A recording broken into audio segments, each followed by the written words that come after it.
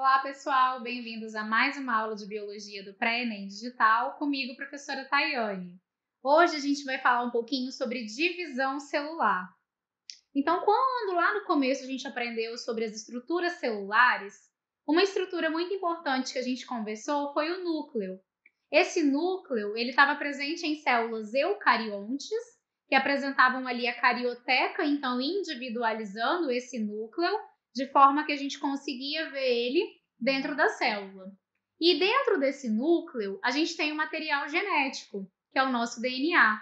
O DNA ele vai ficar intercalando o tempo todo em dois processos, que são chamados de intérfase e divisão celular. Nesse momento, nessas alternâncias de fases, a gente chama isso de ciclo celular. É o ciclo pelo qual a célula passa, no qual ela está se preparando para a divisão ou ela está se dividindo. Quando estiver no momento de intérfase, a gente consegue ver esse núcleo individualizado. No momento da divisão celular, isso não vai ser possível, porque ele vai se degradando. E a gente vai observar isso quando for ver as fases aqui dentro da divisão celular acontecendo. Primeiro, vamos relembrar aí, então, como que é o núcleo interfásico dessas células eucariontes. O núcleo na intérfase, ele se encontra, então, totalmente estruturado. A gente tem ali do ladinho de fora a carioteca recobrindo, e essa carioteca ela é cheia de poros, pelo qual ela troca substâncias com o meio da célula, com o citoplasma. Temos ainda o nucleolo, que é aquele acúmulo de RNA ribossômico ali dentro. Temos o DNA na forma de cromatina, que a gente vai conhecer o que é isso. E temos também a substância ali dentro que a gente chama de nucleoplasma, constituindo, então, como se fosse o citoplasma da célula, é o plasma do núcleo. E logo ali em volta dele a gente tem o retículo endoplasmático, só para ajudar aí a relembrar onde que estão essas estruturas. O núcleo na divisão celular, ele é um pouco diferente do núcleo que a gente viu durante a intérfase. Ele já não vai estar individualizado, porque ele vai se destruindo, ele vai sendo totalmente perdido para expor o material genético para se dividir. Ele quer que o DNA ele seja então visível, que ele comece a sofrer modificações para formar uma cópia de si mesmo, para passar isso para a célula adiante, para ele conseguir então dividir. E nesse caso, a gente vai ter esse material genético condensado no momento da divisão. Lá na intérfase, a gente chamou esse DNA de cromatina. No momento da divisão celular, ele vai ser chamado de cromossomo. Porque o que aconteceu com esse DNA? Ele foi todo espiralado, como se fosse aquele espiral de um caderno. Ele foi sendo enroladinho para formar esse cromossomo.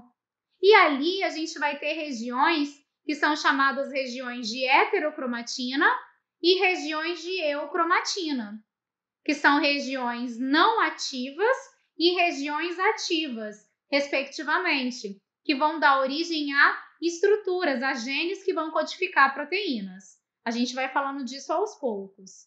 Se a gente observar aí do ladinho, tem estruturas chamadas de H2A, H2B. O que é isso? São proteínas. O DNA, ele se encontra junto, dentro da célula, enovelado com um complexo de proteínas, que são chamadas proteínas histonas. Então, o DNA ele vai formar um enovelado com 8 proteínas histonas, formando o que a gente chama de nucleossomo. E a partir daí, ele está entrando, então, no processo de divisão e vai sofrer algumas modificações até esse processo ser completo. Variações da cromatina. Como a gente sabe, o DNA ele vai ter momentos diferentes. Se a gente observar ali logo no início, tem parte do filamento de eucromatina. Essa eucromatina é a parte codificante, é a parte que vão ter genes codificando proteínas. Ela, antes de se dividir, essa eucromatina ela vai passar por um processo que a gente chama de duplicação, para esses filamentos formarem uma cópia deles mesmos. E logo em seguida, ela vai começar então a ser enovelada, a ponto que a gente vai ter no final os cromossomos completamente condensados. Como que esses cromossomos eles podem ser classificados?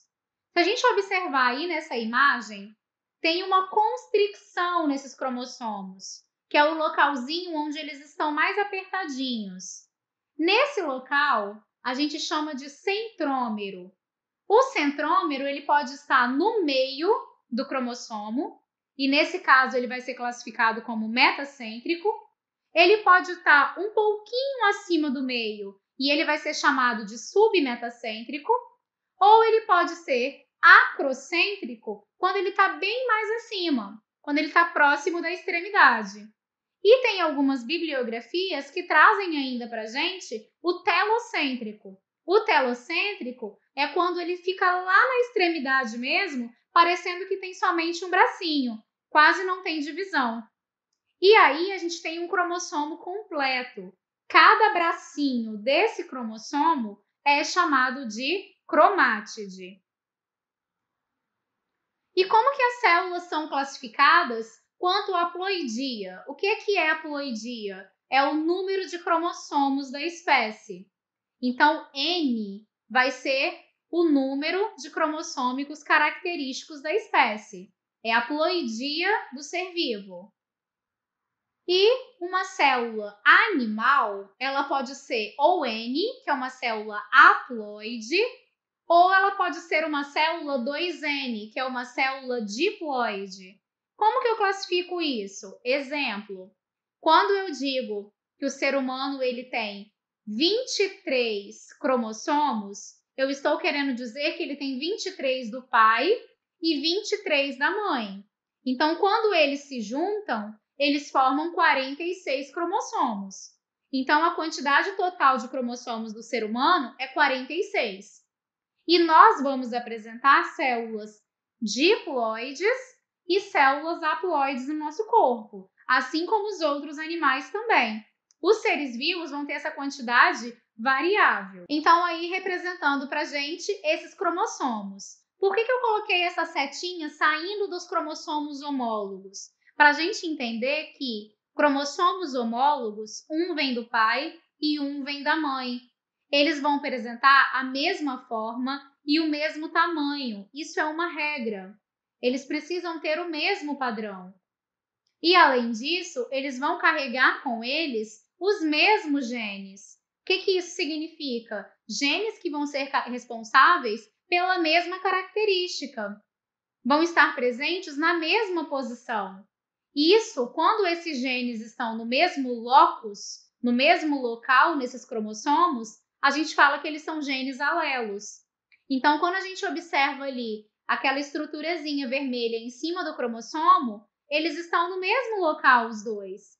Então, esses genes são correspondentes, ou seja, eles são alelos entre si, sendo que um cromossomo desse veio do pai e um cromossomo desse veio da mãe.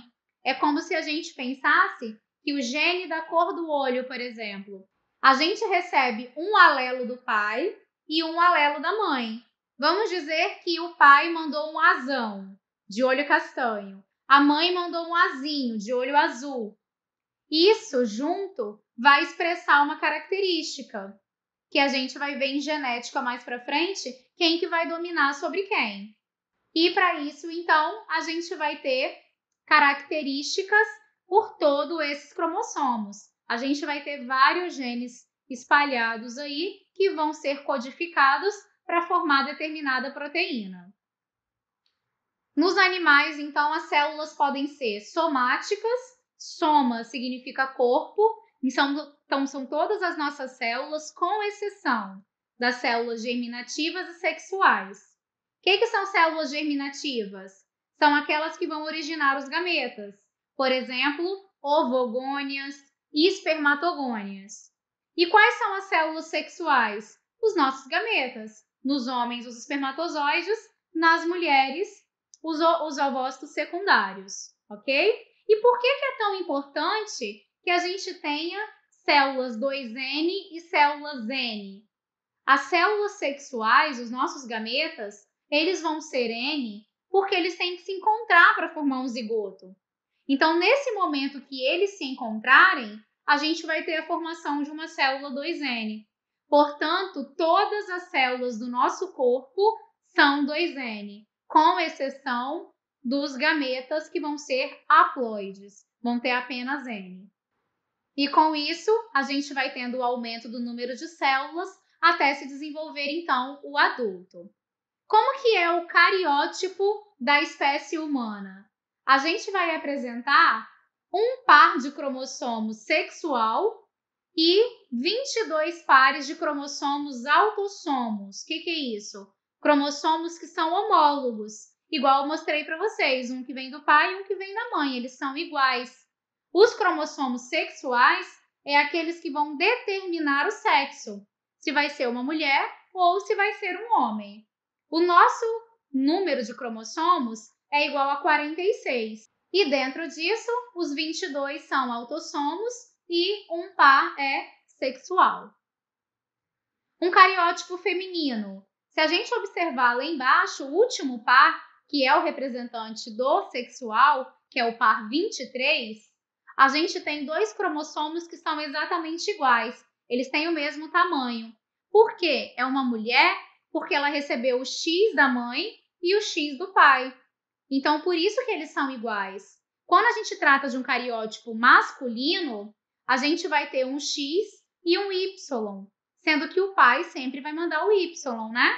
A mãe, ela é XX, então ela sempre manda o X. Quem determina o sexo da criança é o pai, porque se ele mandar X vai ser mulher, se ele mandar Y vai ser homem. Então, aqui um cariótipo masculino. A gente consegue observar lá embaixo que o Y é bem menorzinho do que o X. Representado aí para vocês. No ciclo celular, então, o que vai acontecer? A intérfase vai se alternando com a divisão celular. Nesse caso, eu coloquei das mitoses, que é para aumentar o número de células.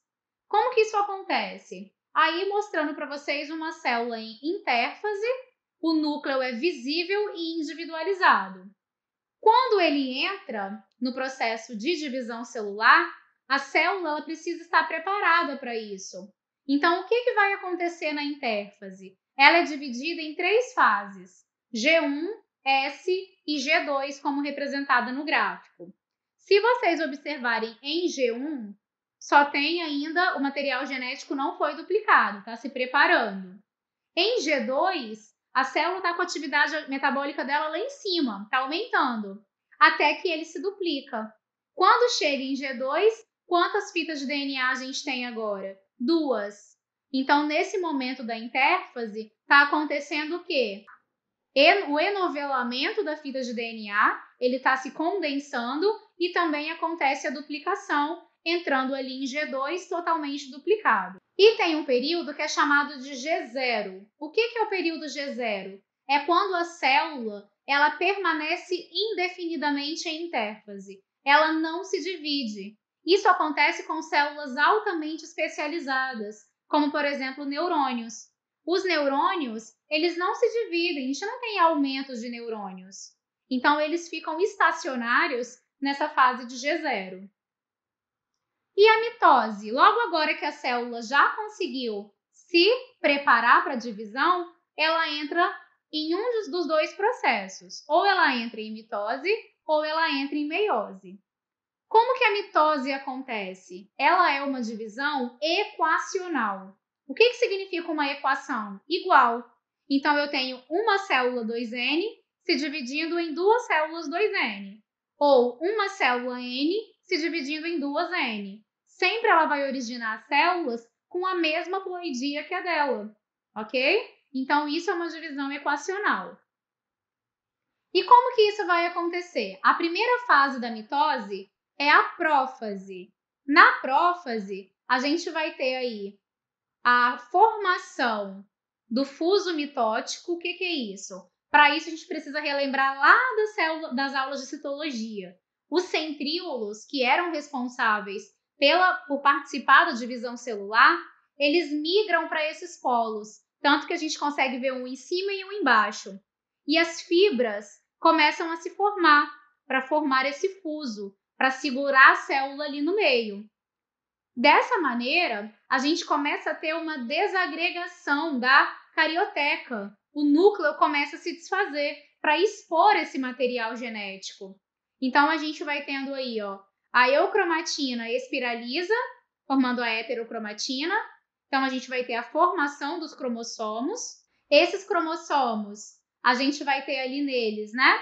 Perda da carioteca individualizada, perda do nucleolo, os centríolos vão migrando para os polos da célula. A gente começa, então, o processo de divisão. Por isso, prófase, né? É o início. Na metáfase, o que significa metáfase? Meta vem de meio. O cromossomo está no mesmo plano. Estão todos na placa equatorial da célula. É nesse momento, galera, que a célula se encontra com maior nível de condensação. A forma como eles estavam espiralando está no máximo. Então, eles se mantêm ali no meio e muito condensados. É nesse momento, por exemplo, que a gente observa esses cromossomos. Quando a gente quer induzir isso no laboratório, se usa uma droga chamada de colchicina que para a divisão celular nessa fase de metáfase.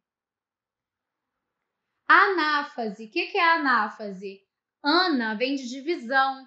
Então, a célula ela vai ter os seus cromossomos ali, cada cromossomo que estava no meio, as cromátides vão ser separadas. O que acontece? Cada cromátide vai sendo puxada para uma extremidade, formando o que a gente conhece como cromossomos irmãos.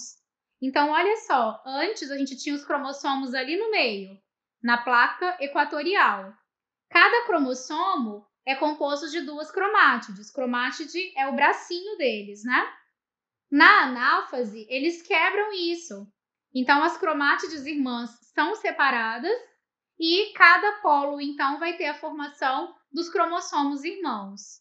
A partir daí, a gente vai ter, então, a última fase, que é a telófase, onde na telófase volta o aspecto da célula original. O que é isso?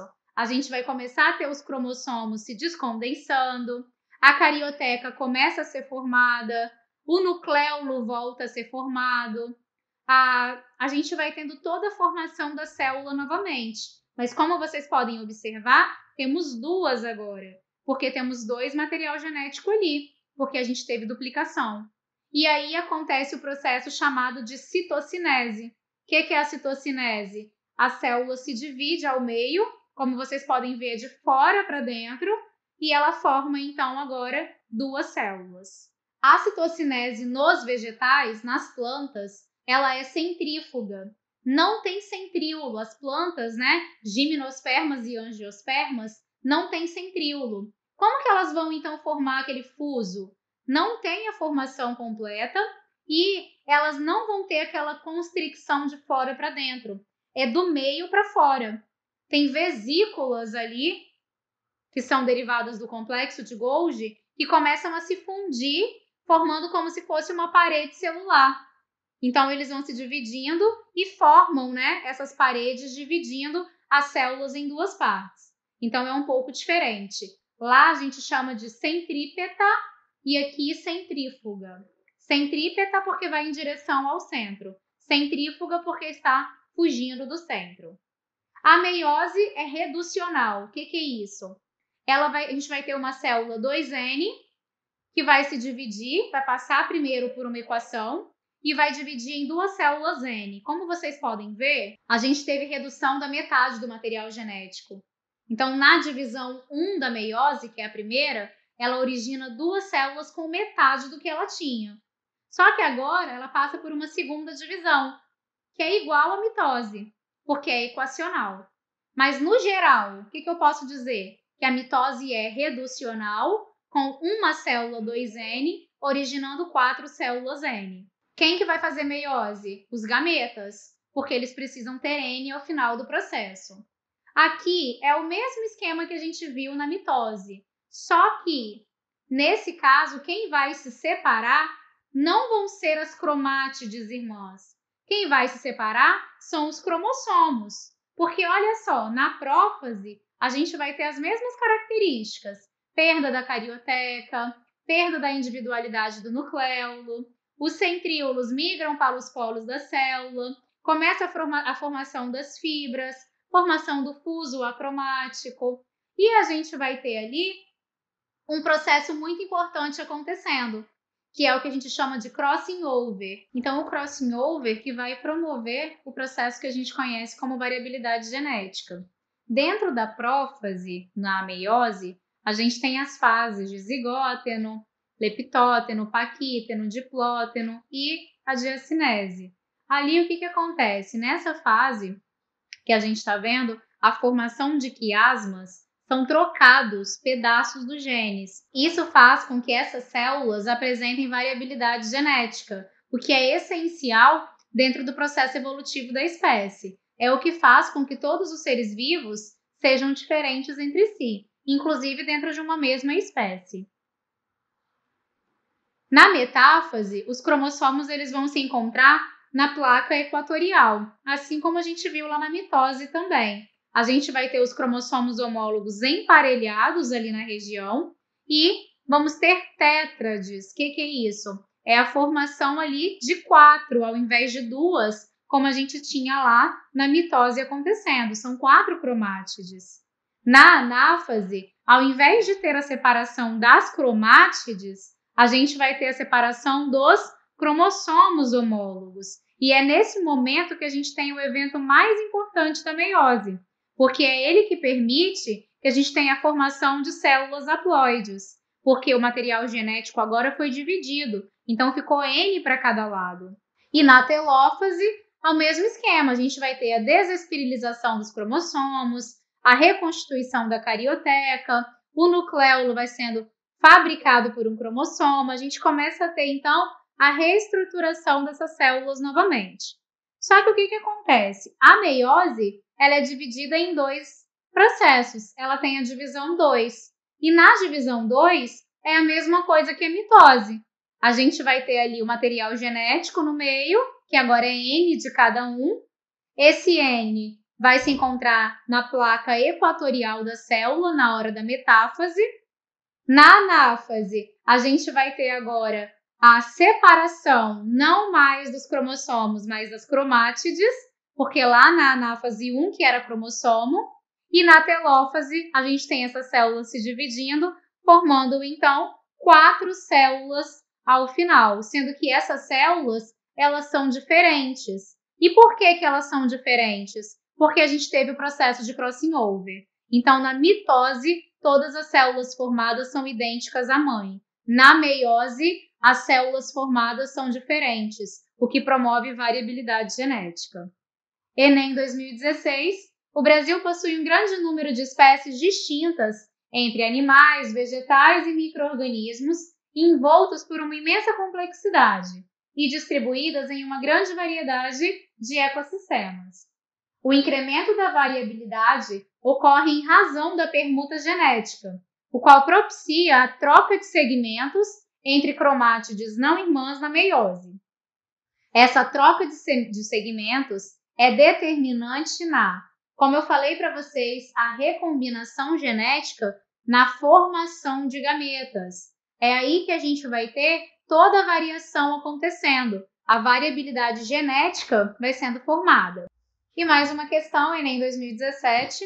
Para estudar os cromossomos, é preciso observá-los no momento em que se encontram no ponto máximo da sua condensação. A imagem corresponde ao tecido da raiz de uma cebola, visto ao microscópio. A cada número marca uma das diferentes etapas do ciclo celular. Qual número corresponde à melhor etapa para que esse estudo seja possível? Eu falei com vocês que o momento máximo da condensação é a metáfase, que é quando os cromossomos estão na placa equatorial e atingiram seu estopim no momento de condensar. Então, a resposta correta aí é na número 3, que é quando eles se encontram todos ali no mesmo plano da célula. Galera, então é isso. Ficamos por aqui. Até a próxima e obrigada!